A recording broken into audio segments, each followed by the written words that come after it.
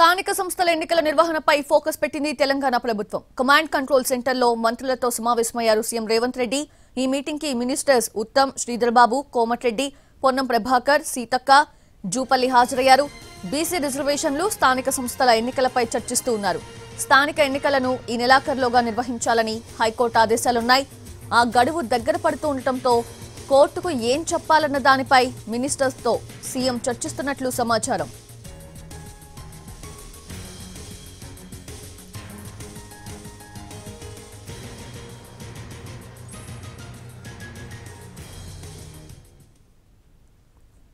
రేటది స్థానిక సంస్థల ఎన్నికల నిర్వహణపై తెలంగాణ ప్రభుత్వం ఫోకస్ పెట్టినట్లుగా తెలుస్తోంది. ప్రస్తుతం సీఎం రేవంత్ రెడ్డి మంత్రులతో సమావేశం నిర్వహిస్తూ ఉన్నారు.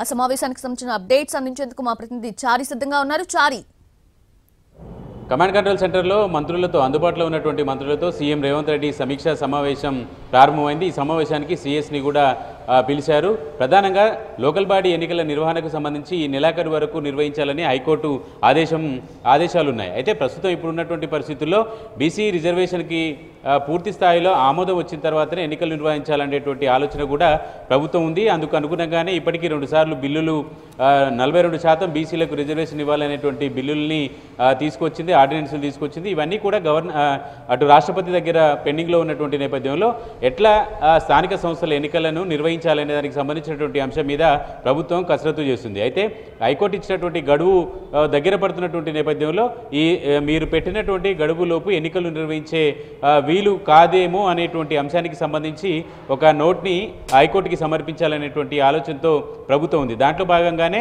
మంత్రులందరి అభిప్రాయాలు తీసుకోవాలనేటువంటి ఆలోచన కూడా సీఎం రేవంత్ రెడ్డి చేశారు.